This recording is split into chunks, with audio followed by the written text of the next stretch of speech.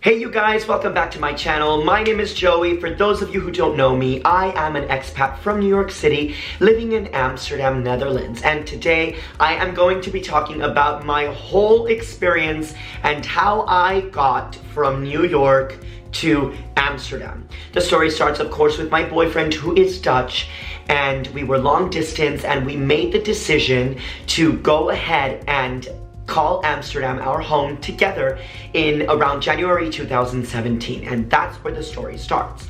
In January 2017, we started doing a lot of research on how this was going to happen. Now, as an American, I am not allowed to go to Europe or to Amsterdam and just work and live there. I cannot do that. You have to have a certain visa called a Verblijfsvergunning. So that is a working and a living permit that is given to you by your sponsored partner. So for example, Nick is my sponsored partner, and he is a Dutch citizen, so he applied for me to be able to come and live and work here, and we were granted.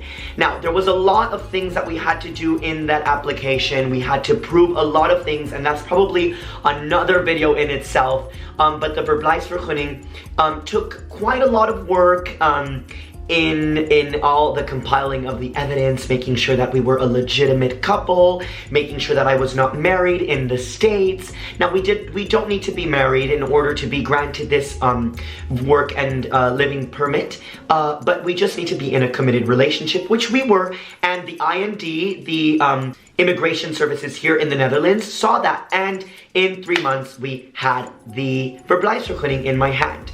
But let me backtrack a little bit. After we decided to call Amsterdam home, I had to tell all my friends and my work, and that was step one. So I told my friends, and I remember I was very nervous. I was like, oh my gosh, they're gonna be mad at me, or they're just not gonna be so supportive. But when I told them, they were so supportive. They were so happy for me. Of course, they were sad that I was no longer going to live there, but they were very, very supportive, and of course I was also sad to leave them, but I knew that this is what I wanted to do.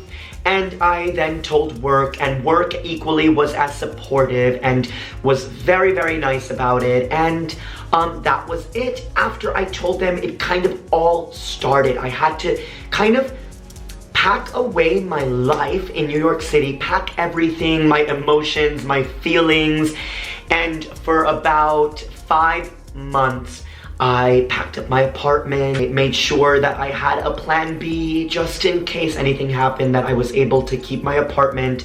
And I was going back and forth from Amsterdam and New York and Amsterdam about once a month from January to when I made the move. And I was already starting to take clothes, take shoes, and I didn't take furniture or any of that, just a lot of my clothes, and I had quite a lot of clothes, quite a lot of shoes. If you ask Nick, too many clothes, too many shoes, but they all made it nice and safe here to Amsterdam. We booked the flight, which was my last flight, one way to Amsterdam, and that was on June 23rd, 2017.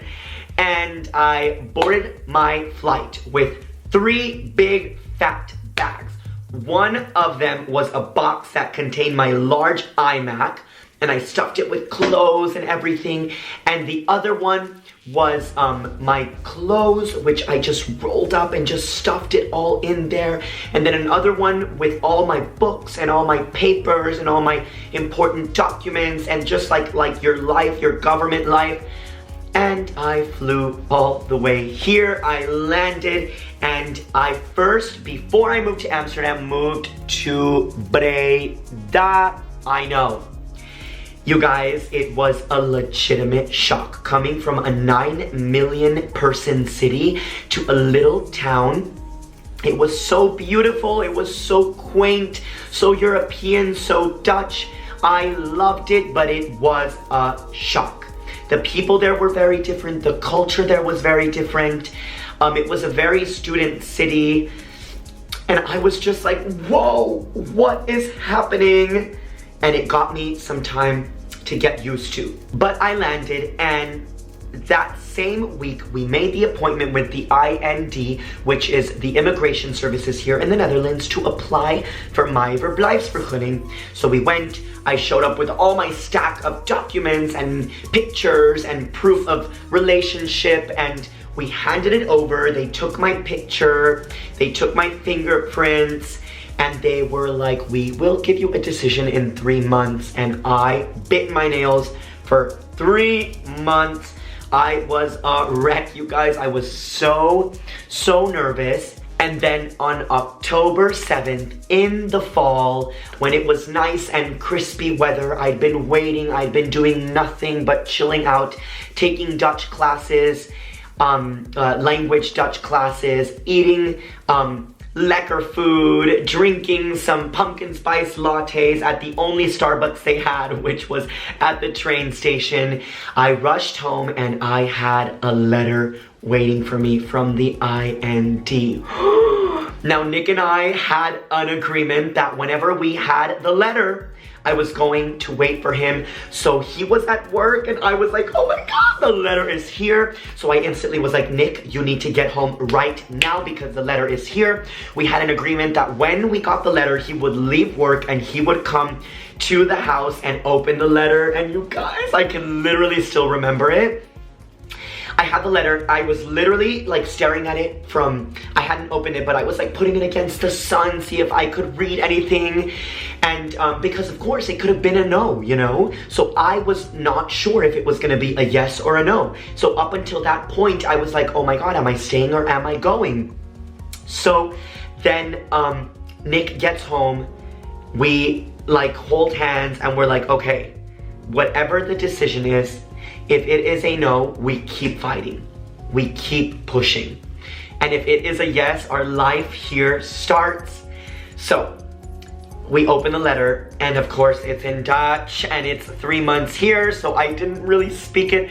So he starts reading it and I kid you not, he was like stone cold face, like reading it, and then I see a smile and he like throws the paper up and he's like, we got it. So I was like, oh my God, we got it. It was a positive response. It was a yes. I could stay here. I could live here 5 full years. It was all worth it. That long distance relationship came to a close in this little letter from the immigration department, and we couldn't be more excited. From there it said, book your appointment to come and pick up your Verblijfsvergunning. We called and we booked the appointment and we were there that next week and I had it. It was done. I was a Dutch resident. From then on, I got my job shortly after, maybe 2 weeks here in Amsterdam, and we started going back and forth. I started going back and forth for work from Amsterdam, and then we decided we were moving, of course, to Amsterdam as soon as we could find an apartment, and we found this beautiful little apartment, and we moved in December, and that was it. It was amazing. And fast forward over a year now that I've been living here, and this story literally brings the biggest smile to my face every time that I tell it to anybody, anytime that I think about it. But for those of you who are in a long distance relationship, 1.5 years, you guys, I have been there. I have felt it. I've been at the airport saying goodbye. I've been in my bedroom alone. I've been stressed about applying for a Dutch living and working permit. I've been stressed about where we were going to live. I have been there. And if there is any advice that I can give you is that the time will pass, and that the long distance relationship is like the most bittersweet gift that you can receive, because it makes your relationship so strong. It either makes you or breaks you. It makes you realize how bad you want it or how not so bad you want it. And if you stick with it, and if you want it that bad, it will work. If you have any questions about the Dutch and working permit or about the American green card, because we also did a lot of research on that, leave me a message, comment, find me on Insta, send me a private message. We can answer any questions that you have, but stick with it. I will see you guys next time. Like it, subscribe, comment, and have a good one. Bye.